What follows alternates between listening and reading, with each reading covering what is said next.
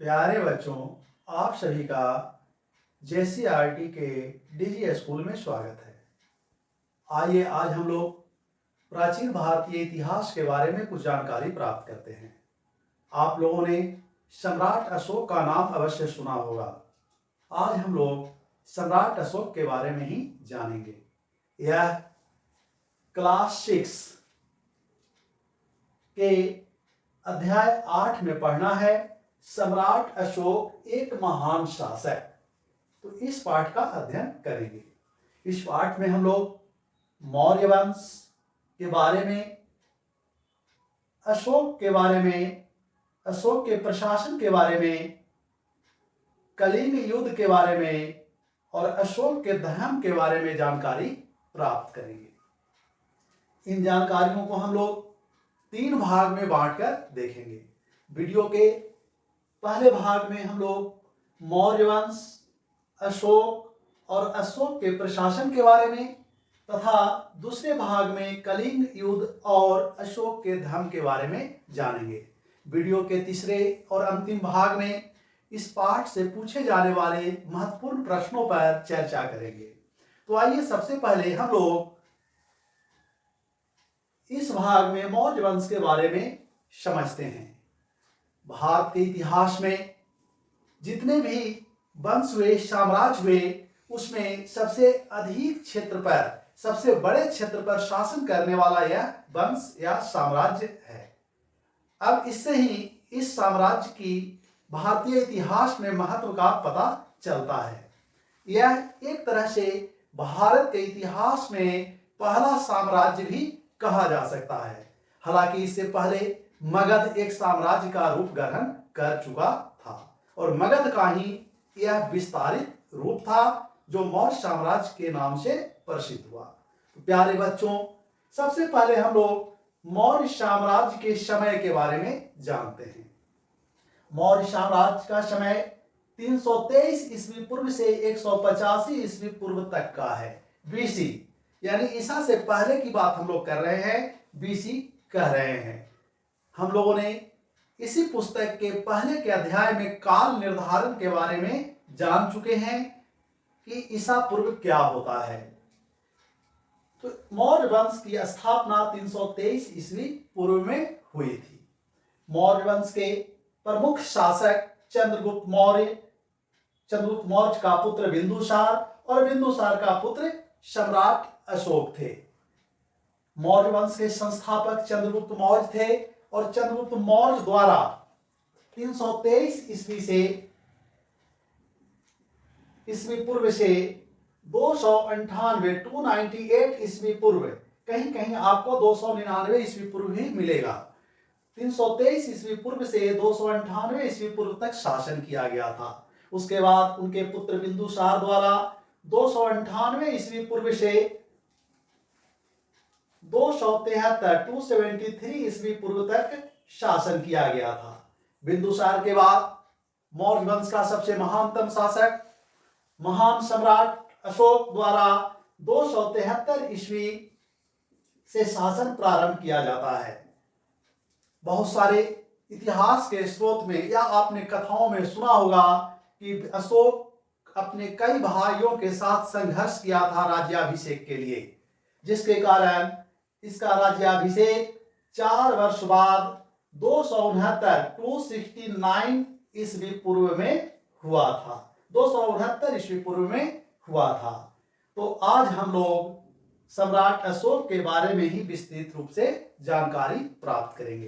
सम्राट अशोक मौर्य वंश का सबसे महान शासक और भारतीय इतिहास का सबसे महान शासक कहा जा सकता है। अशोक के बारे में जानने के कई स्रोत उपलब्ध हैं। अशोक को यहां हम देख रहे हैं, लिखा हुआ है देव नाम प्रिय और अशोक वर्धन, अर्थात अशोक जो भारतीय इतिहास में अन्य नामों से भी जाना जाता है। अशोक के अभिलेख, जिसके बारे में अभी हम लोग जानेंगे, अभिलेख में उसे देव नाम प्रिय कहा गया है तथा पुराण भारतीय इतिहास के स्रोत है, साहित्यिक स्रोत है, उसमें अशोक वर्धन के नाम से भी पुकारा गया है। तो इस तरह से अशोक का नाम देवनाम प्रिय भी है और अशोक वर्धन भी है। इस तरह से और कुछ नामों से अशोक को जाना जाता है। अब जब हम मौर्य वंश के बारे में और सबसे प्रसिद्ध शासक सम्राट अशोक के बारे में पढ़ते हैं तो हमें इतिहास, उनके इतिहास के जानने के स्रोत, सोर्स को भी जानना होगा। हम लोगों ने इसी पुस्तक में कक्षा 6 में ही पहले के पाठ में स्रोत के बारे में पढ़ चुके हैं कि इतिहास की जानकारी हमें कहां से मिलती है। तो इतिहास के जानने के कुछ प्रमुख साधन होते हैं, स्रोत होते हैं। उन स्रोतों को हम लोग पुरातात्विक स्रोत और साहित्यिक स्रोत में बांटते हैं, जिसके बारे में पहले चर्चा कर चुके हैं। इन स्रोतों में मौर्य साम्राज्य यानी मौर्य वंश के जानने के प्रमुख स्रोत, विशेष रूप से अशोक के बारे में जानने के स्रोत, पुरातात्विक स्रोत में शिलालेख, शिला यानी पत्थरों पर लेख लिखे गए थे, स्तंभ लेख, पत्थर के स्तंभ यानी पिलर थे, उस पर लेख लिखे गए थे। यह महत्वपूर्ण पुरातात्विक स्रोत है, शिलालेख और स्तंभ लेख। ये शिलालेख या स्तंभ लेख जो अशोक ने पत्थरों पर खुदवाए थे, उसमें से अधिकांश की भाषा प्राकृत है, प्राकृत भाषा में है, यद्यपि कुछ लेख अन्य भाषाओं में भी पाए जाते हैं।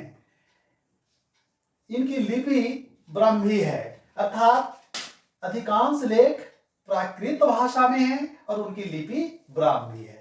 इसी तरह से साहित्यिक स्रोत भी उपलब्ध है, यानी लिटरल सोर्सेज, लिखे हुए सोर्स, आर्कियोलॉजिकल सोर्स के साथ साथ लिटरल सोर्स, लिखे हुए स्रोत भी पाए जाते हैं। इन सोर्सेज में दो सबसे महत्वपूर्ण है। एक का नाम है अर्थशास्त्र। अर्थशास्त्र नाम से तो लगता है कि यह इकोनॉमिक्स है, अर्थशास्त्र है, लेकिन इसमें मौर्य साम्राज्य के प्रशासन के बारे में, राजनीतिक सिद्धांत के बारे में, राजनीतिक विचार के बारे में वर्णन किया गया है। यह संस्कृत भाषा में है और इसके रचयिता कौटिल्य, जिन्हें चाणक्य भी कहा जाता है, विष्णुगुप्त के नाम से भी जाना जाता है, हैं। कौटिल्य या चाणक्य चंद्रगुप्त मौर्य के मंत्री थे, प्रधानमंत्री थे, और उन्होंने मौर्य साम्राज्य के बारे में विस्तृत चर्चा की है। दूसरी पुस्तक का नाम यहां देख रहे हैं इंडिका, जिसकी अभी मूल प्रति नहीं है, यानी नष्ट हो गया, खो गया, लेकिन उसमें लिखी हुई बातों के बारे में दूसरे इतिहासकार जो लिखे हैं उससे पता चलता है कि इंडिका में क्या क्या मौर्य साम्राज्य के बारे में लिखा हुआ था। इंडिका मेगास्थनीज की रचना है। अब मेगास्थनीज कौन था? तो मेगास्थनीज यूनान के शासक सेल्यूकस का राजदूत जो भारत में आया था और मौर्य साम्राज्य के समय भारत आया था, और उसने भारत के बारे में, मौर्य साम्राज्य के बारे में विवरण प्रस्तुत किया है। तो इस तरह से हम लोगों ने देखा मौर्य साम्राज्य का काल, प्रमुख शासक, अशोक के बारे में, और उस समय के इतिहास जानने के पुरातात्विक स्रोत, शिलालेख, स्तंभ लेख, और साहित्यिक स्रोत अर्थशास्त्र और इंडिका से जानकारी मिलती है। अब हम लोग देखेंगे कि मौर्य साम्राज्य का विस्तार विशेष रूप से अशोक के समय में कहां से कहां तक था। तो अगर इसे हम भारत के मानचित्र में देखें तो अभी जो भारत का मानचित्र देख रहे हैं, इससे भी कहीं अधिक व्यापक क्षेत्र पर मौर्य साम्राज्य फैला हुआ था। यह जो भारत का मानचित्र देख रहे हैं, इसमें अशोक से पहले कुछ क्षेत्र जो आज ओडिशा राज्य है, कलिंग के नाम से जाना जाता था इसको, और कुछ दक्षिण में केरल, तमिलनाडु के क्षेत्रों को छोड़कर वर्तमान बांग्लादेश, पाकिस्तान, अफगानिस्तान, नेपाल, ये पूरे क्षेत्र पर मौर्य साम्राज्य का विस्तार था। और अशोक के समय कलिंग पर भी मौर्य साम्राज्य का विस्तार हो गया था, अर्थात कलिंग पर भी अशोक का साम्राज्य स्थापित हो गया था, जिसके बारे में हम लोग वीडियो के दूसरे भाग में देखेंगे, कलिंग युद्ध के बारे में। प्यारे बच्चों, अब ये पता कैसे चलता है कि अशोक का साम्राज्य इतने बड़े क्षेत्र पर फैला हुआ था? तो बहुत सारे शिलालेख, पत्थरों पर लिखे गए लेख जो अशोक ने लिखवाए थे, स्तंभ लेख आदि मिले हैं, जिससे हमें जानकारी मिलती है कि मौर्य साम्राज्य इतने बड़े क्षेत्र पर फैला हुआ था। इन अभिलेखों की बात करें तो अफगानिस्तान यह क्षेत्र जो आज अफगानिस्तान नाम से जाना जाता है, अफगानिस्तान एक स्वतंत्र देश है। अफगानिस्तान में, उत्तराखंड में, जम्मू कश्मीर में, बांग्लादेश में और दक्षिण में कर्नाटक में, आंध्र प्रदेश में, इन क्षेत्रों से अभिलेख मिले हैं, शिलालेख मिले हैं। जैसे उत्तराखंड में कालसी, कालसी जगह है, वहां से मिला है। उत्तर पश्चिम में मानसेहरा से मिला है। दक्षिण में ब्रह्मगिरी से मिला है। तो इस तरह से पूरे क्षेत्र से अभिलेख और शिलालेख मिले हैं अशोक के द्वारा, जो लिखवाए गए थे, खुदवाए गए थे, जिससे पूरे क्षेत्र में अशोक के साम्राज्य की जानकारी मिलती है। अब इस समय मौर्य साम्राज्य, मौर्य प्रशासन किस प्रकार का था? तो मौर्य प्रशासन केंद्रीकृत प्रशासन था, यानी राजा के द्वारा पूरे साम्राज्य पर नियंत्रण स्थापित होता था। पूरे साम्राज्य की राजधानी पाटलिपुत्र थी और तक्षशिला तथा उज्जैन जैसे प्रमुख नगर थे। लोगों के आजीविका का साधन, भोजन कहां से मिलता था, राज व्यवस्था कैसे चलती थी, उसके लिए खर्च कहां से आता था? तो आजीविका का मुख्य साधन कृषि था। कृषि के साथ साथ लोग पशुपालन और व्यापार भी करते थे। और कृषक यानी किसान, पशुपालक, व्यापारी आदि टैक्स देते थे, कर देते थे, और इन्हीं कर से प्रशासन को चलाया जाता था और अधिकारियों को वेतन दिया जाता था। वे लोग जो मध्य भारत में, विशेष रूप से मध्य भारत जंगलों से भरा पड़ा था, तो इस क्षेत्र में रहने वाले लोग जो जंगलों में रहते थे, फल फूल कंद मूल का संग्रहण करते थे और आखेट या शिकार करते थे, अपना जीवन यापन करते थे इन चीजों से। अगर हम प्रशासन की बात करें तो मौर्य प्रशासन विशेष रूप से अशोक के समय 5 प्रांतों में बटा हुआ था। मौर्य प्रशासन में कई अधिकारी नियुक्त किए गए थे, जैसे संदेशवाहक जो पूरे राज्य में इधर उधर घूमते रहते थे तथा सूचनाओं का आदान प्रदान करते थे। उसी तरह से अधिकारियों पर नजर रखने के लिए राजा द्वारा जासूस की नियुक्ति की गई थी, जिसका विवरण कौटिल्य के अर्थशास्त्र में मिलता है। साम्राज्य में सबसे बड़ा भाग यानी पूरे साम्राज्य को राष्ट्र कहते थे। राष्ट्र प्रांतों में विभक्त था और अशोक के समय के 5 प्रांत का विवरण मिलता है। और प्रशासन की सबसे छोटी इकाई ग्राम थी, यानी सबसे निचले स्तर पर ग्राम था। 5 प्रांत, उत्तरापथ जिसकी राजधानी तक्षशिला थी, तक्षशिला जो वर्तमान में पाकिस्तान में है।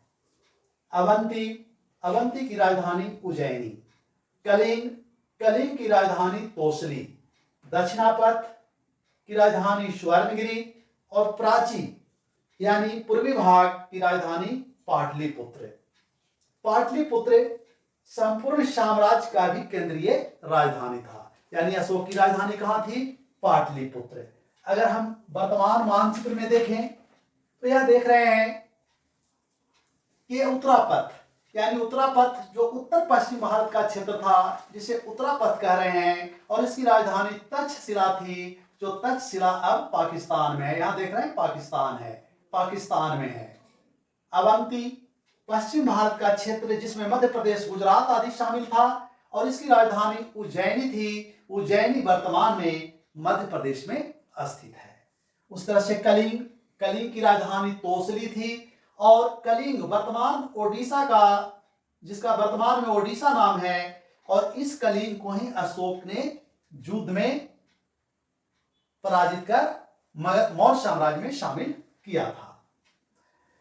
दक्षिणापथ, दक्षिण का भाग दक्षिणापथ कहलाता था, और दक्षिणापथ की राजधानी स्वर्णगिरी, यानी भारत में आज भी कर्नाटक में कोलार में सोना मिलता है, और उसी से इसका नामकरण स्वर्णगिरी यानी सोना का क्षेत्र के रूप में हुआ था। तो ये दक्षिण वाला भाग दक्षिणापथ कहलाता था। पहले भी हम लोग चर्चा किए हैं कि दक्षिण में केरल, तमिलनाडु आदि का भाग, सुदूर दक्षिण का भाग मौर्य साम्राज्य में शामिल नहीं था।